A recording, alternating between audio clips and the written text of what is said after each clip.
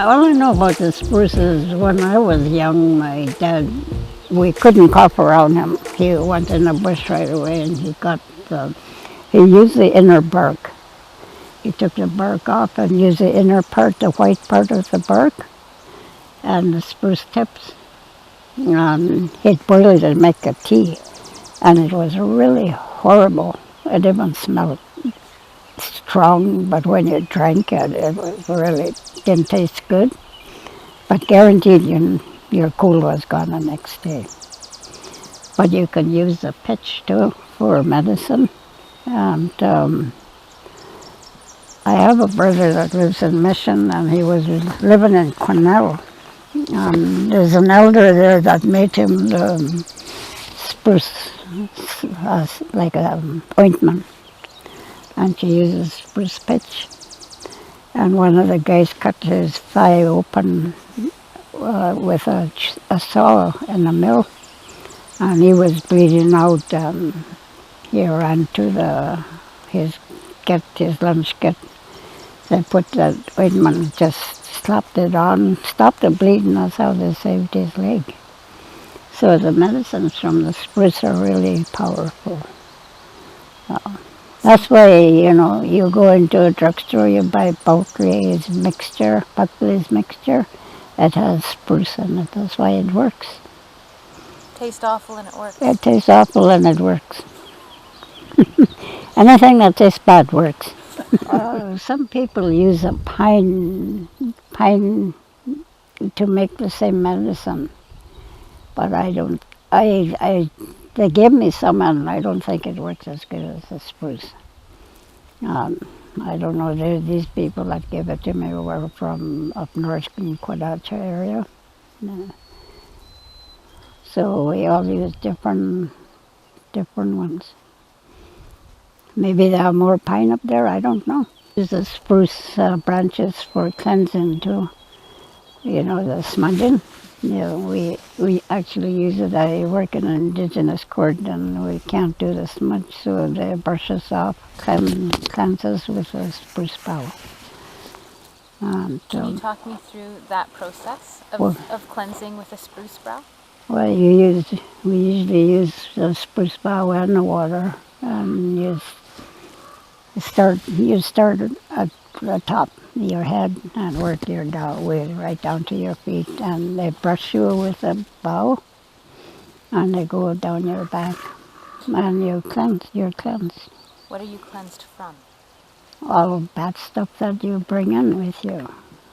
It's like when you smudge, we use the sage and it cleanses us, but in the courts we can't use anything burning, so we use the spruce bough. That's how our people do it.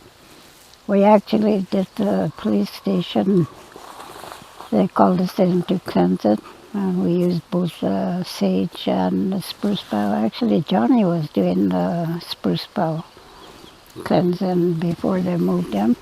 Can you just give me some examples of the things that people would want to be brushed off? Like, can you give me an example of why somebody would want to be cleansed? Well, you have bad thoughts or bad feelings, you're angry, and it'll take it away. About the spruce pitch, my daddy used to just go out and take some off the tree. I think he used to warm it up a little bit, and then if you had any sore on your arm or leg or anywhere, he used to just put it on a bandage and put it on and then wrap it. The next morning when he took it off, it was good as could be, like brand new. It worked. So you can use any of the evergreens, the spruce tip, the fir tip, the pine tip. Any of them are edible.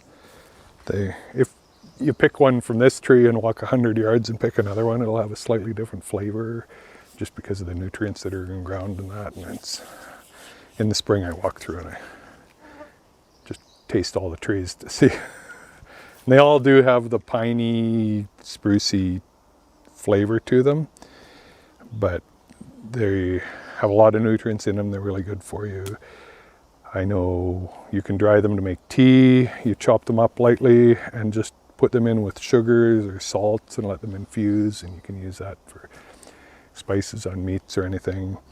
I have another friend that cans them, so kind of like pickled, and they're delicious. You take a spruce tip, and when you see lox made from salmon, you see cracker and cream cheese and lox, caviar, whatever, we put the spruce tip on, and it's just delicious.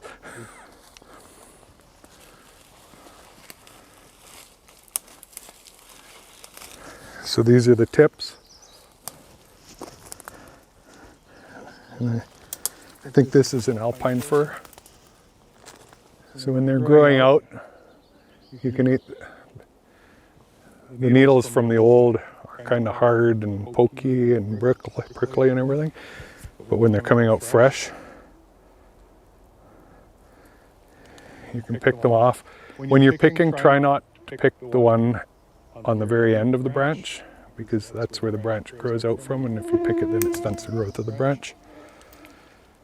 So you just take it, clean off all the brown pieces, and you can eat them right fresh off the tree. They're very soft. See, they just break right up.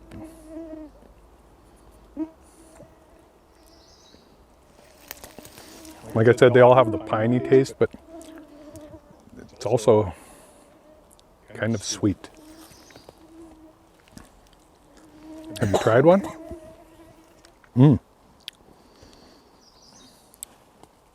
Yeah, the smaller ones have a different flavor than the bigger ones do. They're in the spring.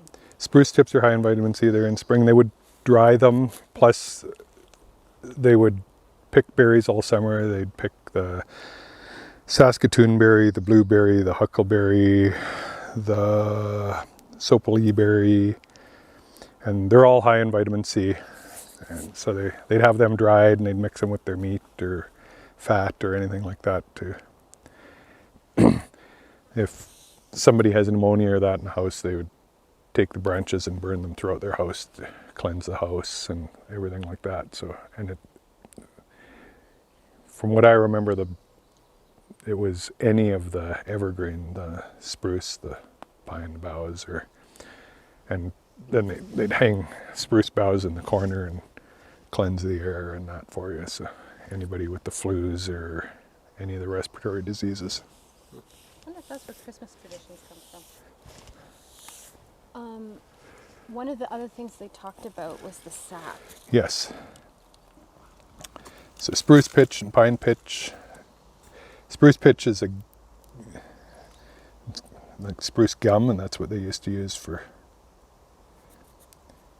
our gum. And it's very fresh and soft and pliable like this. And you can take it and just make a ball and put it in your mouth and chew it. And it's like a gum. It's a very unique flavor. But you can take it too and pick it like this, or any of the scars on the tree that show here, and it's more crystallized because it's been there for a while.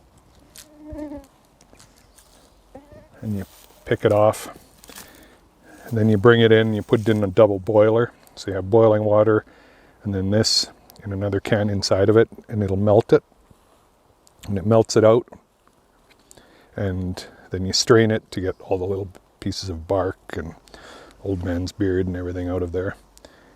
And you strain it, and then you mix it with oil and beeswax again to get a nice balmy consistency, and you put it on open wounds or inflammation, like if you have a boil or pimples or anything like that, you put it on and it draws it out. And like if you have inflammation under the skin, like a big sliver or something where there's a lot of inflammation in there, you put that over top, and within a day it'll just pull everything out, and it'll pull it right out of the skin and get it clean and cleansed. But they would watch, if they were watching two elk fighting, and they seen one elk was jabbed into the shoulder and it was all bleeding, it was all cut. They watched the elk go up to the spruce tree, rub his shoulder on the spruce tree until it was all covered in pitch. And they said, oh, that's interesting. And so they'd watch the animal for a few weeks, and Lord and behold, it was all healed up. Said, oh.